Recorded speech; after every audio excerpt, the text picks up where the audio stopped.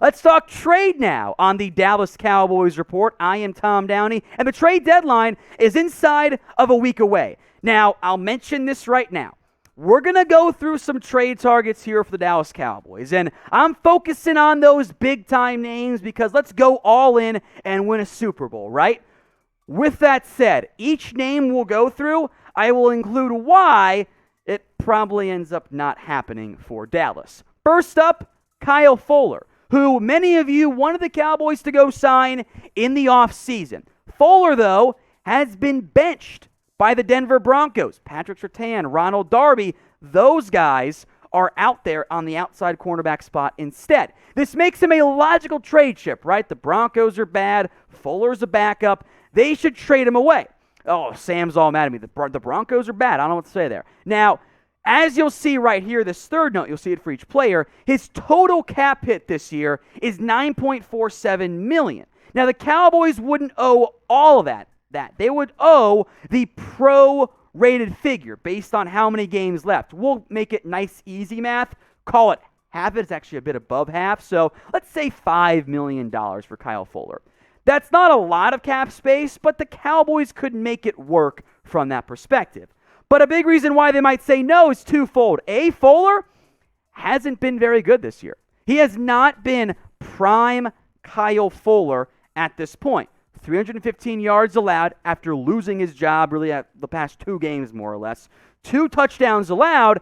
In terms of the on-field play, there hasn't been nearly the level of difference you would expect in Kyle Fuller compared to Anthony Brown. Now, Maurice Kennedy is going to IR, but Kelvin Joseph should be coming back in the near future. So I think that gives the Cowboys another option at corner, and because they have a young piece, they might be a bit hesitant to add a veteran corner. But I'll throw in another name here, because corner, I think, is an area the Cowboys are a bit held back by, even though I think Anthony Brown's been better. Joe Haden. He's been mentioned as a trade target by a couple different outlets out there. I think it does make some sense. I'm not sure the Steelers end up being full sale sellers. $7 million cap it, so again, we'll say $4-ish million. It's affordable, and it's Joe Haden, right? He's still a good football player. Is he peak prime, elite, off the charts good, top tier, clear-cut number 1 corner? I'm not so sure at this point for Haden, but I do think he would be an upgrade over Anthony Brown. So I like Haden. Again, I would explore these types of moves. A 1-year rental for Joe Haden, let him leave in free agency, that could work for Dallas. But because they've got young guys like Kelvin Joseph and others at other positions we're about to get to, I'm not sure they'd really do that. So overall, when it comes to this year's NFL trade deadline, will the Cowboys actually make a trade? 1 for yes, 0 for no. I myself lean towards 0. I don't think they make one, but I still want to hear from you guys. Speak your mind in the comments right now. If you get the ad break here on YouTube, perfect timing. This question is the pinned comment on today's video. Let's discuss both Dolphins cornerbacks now, because I've seen many of you ask about him, so I'm also in this video as a, hey, here are my thoughts on insert big name player. The Dolphins are bad. Now, Howard wanted a trade in the offseason, and allegedly, according to ESPN, the Cowboys had some semblance of interest. Then they spent 2 top 100 draft picks on a corner. Howard got the adjusted deal he wanted. $12.8 million is his cap hit the rest of the way. Now, if you're Dallas, what you would do is make most of that a signing bonus, restructure it, keep him locked in cheaper this year. And Howard actually is cheaper for Dallas than Byron Jones, the other big-name Dallas Cowboys former corner, I guess I'll say there. Contract a bigger issue for Byron than it is for Xavien Howard. I'll also mention this part. Even though the Dolphins are bad, I'm actually not convinced they'll end up being sellers. They don't have their own first-round pick, so they got to win games, or Brian Flores and or their GM might be getting fired.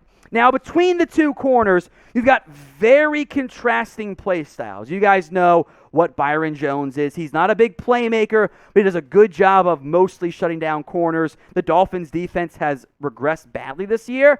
Higher completion percentage for Byron allowed, a lot higher than you want, but lower yardage in part because it's shorter passes he's allowed. 5 pass breakups, though. Xavien Howard, he's been the inconsistent, big play on both sides. A lot of yards, 5 touchdowns, also 2 INTs. He was better last year, but the entire defense around these two guys has really collapsed this year. So of the 2 Dolphins corners, if by some miracle you were able to acquire one, who would it be? You can throw up that XH for Xavien Howard, or you guys can type in BJ for Byron Jones. Myself, I would rather have Howard, and you guys know how I feel about Byron Jones. And although Howard and Trevon Diggs would allow a lot of yards, they'd have a lot of takeaways too. And I can live with that if you've got 2 big-time playmakers. Again, I think it's a long shot, but why not call? Why not pick up the phone and see what the asking price is for somebody like Xavien Howard? I don't have many edges on this list, in large part because DeMarcus Lawrence will be coming back in the nearest future, but I will mention another Dolphin player, Emmanuel Ogbah. 1 year left on his deal. If you're Miami and you're not going to pay him, and your organization is going to keep you as a GM and or head coach, type of player maybe you look into shopping. If you don't trust the youngsters, the Chauncey Golstons, if you are committed to not letting Micah Parsons play edge, which not sure that's the route I want to go down there, Ogbah's a good name to explore. He's been productive. He's been a good pass rusher. Again, it's a lot of the outside supporting cast beyond these names that have struggled so far for the Miami Dolphins. That defense has collapsed this year. But I wanted to mention one edge. Of the positions we go through, though, I think edge is the least likely to be addressed. Now, if you want to bet on the NFL, bet on the Cowboys, do with our sportsbook partner, BetUS. I am all in if I am Dallas right now because my window is at a very wide open portion and I have a good football team. Let's be aggressive, something I've advocated in the past when the Cowboys have had windows. They were not aggressive. Dallas right now, folks, is tied for 4th in the Super Bowl odds. Let that sink in. They're plus 900 right there with the Rams, behind the Cardinals, the Bills, and the Buccaneers. If you put $10, by the way, on Dallas to win the Super Bowl plus 900, you're going to win 90. Pretty decent return on a pretty small bet there. And if you use promo code Cowboys125 at chatsports.com/bet while putting out at least $100, you'll get a 125% deposit bonus. Easy math right there. 100 in plus an extra 125. You can literally be playing with house money when you use promo code Cowboys125 at chatsports.com/bet. Time for a wild name, and I know you guys aren't going to like it, but it's fine. Von Miller. Well, actually, I lied. You guys are going to love it, but it's just not going to happen. And I mentioned it because Miller's been linked to Dallas before, and there have been some whispers of, hey, could Denver trade away Von Miller? The reason why I think no, and I still included him, but I wanted to make it clear why no. The Broncos are not good, but their head coach is on the hot seat. If you're the head coach, you are advocating, no, we can't trade away Von Miller. You're dooming me to being fired. Oh, by the way, another big issue, in the last year of his deal, Von Miller's a $17.5 million base salary. That is a lot of money for a 1-year rental. So I don't think Dallas goes out and trades for Von Miller right now. But I will prime the pump to an extent here and mention this. He's a free agent after this year. And Dallas could look to move on from a DeMarcus Lawrence. Maybe at that point they could be calling around about a Von Miller in free agency. So just remember that. Keep that potential kernel in mind in next year's offseason.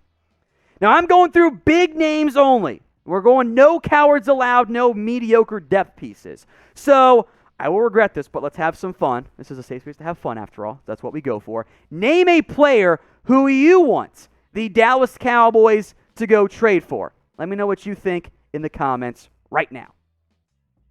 I would be remiss if I didn't mention at least one safety. How could I not? And many of you in the comments, in my Twitter DMs, on the channel, have asked about, well, what about Marcus Maye? And more often than not, I'm like, yeah, safety, go do it.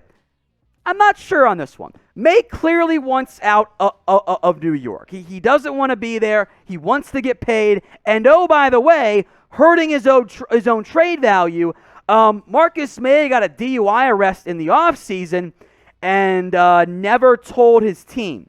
Big red flag right there. Plus, he's expensive.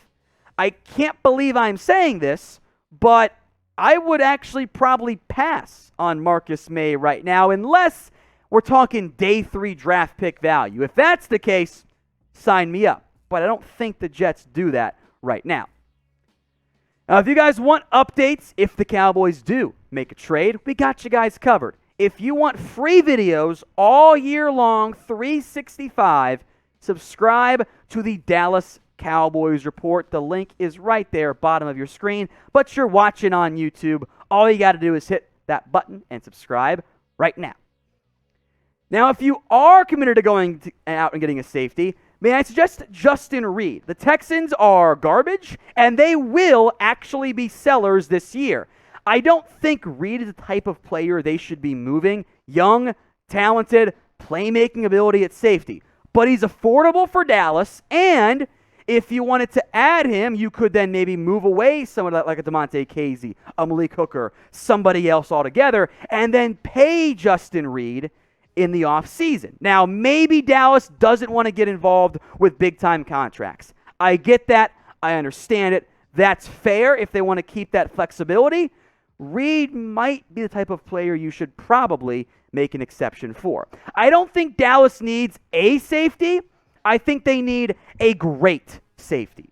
It is either go big or go home this year at the trade deadline. Now, my suspicion is that the Cowboys will elect to go home at the trade deadline, but it's not just a safety. It would have to be a big-time player that would really make a big impact and upgrade on that area of the field. And you guys can play GM for me, but by letting me know if the Cowboys even need a safety. Producer Brett's not in the studio to make me not talk about safety, so I get to do it today. Y for yes, N for no. Speak your mind for me in the comments. I included only one defensive tackle here. Grady Jarrett of the Falcons, a very good name as well. But this is my ultimate dream target. Even though Jane Slater already told me no, I still want to have some fun with it. Quinnen Williams last year was mentioned in trade rumors. Now, those never came close to materializing, but I'd be calling. He's super cheap, he's super good, and adding Quinnen Williams to your interior defensive line legitimately, I think, makes you dangerous at that position. Now, the Jets and Cowboys, I don't believe, are on the best of terms from that Jamal Adams trade fiasco, where, remember, a lot of those reports of Jamal, the trade and stuff, those came out of Dallas first, not so much New York, and that's never a good thing.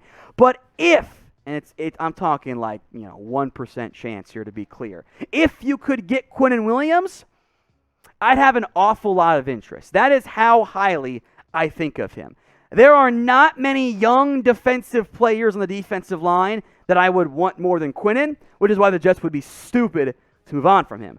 Now, you're getting back Tristan Hill, I think, soon. Neville Gallimore back as well. But imagine this rotation for a team that loves to rotate defensive tackles on passing down. Some combination of Osa, Gallimore, Williams, and maybe Tristan Hill too. That's very intriguing. So I think the reason no, as we've gone through for each of these teams, is that the Jets aren't going to trade away a premier player. Could you get a Sheldon Rankins, a Foley Fatukasi, a Nathan Shepard from them? Sure, that's possible. But do those really move the needle enough? I think you're okay at depth pretty much across the board. So if you're going to go get aggressive, and if you're going to make a big-time trade, it would have to be a big-time trade. Go big or go home this year, I say, if the Dallas Cowboys this year at the NFL trade deadline. You probably get told no about Quinnen, but why not at least try?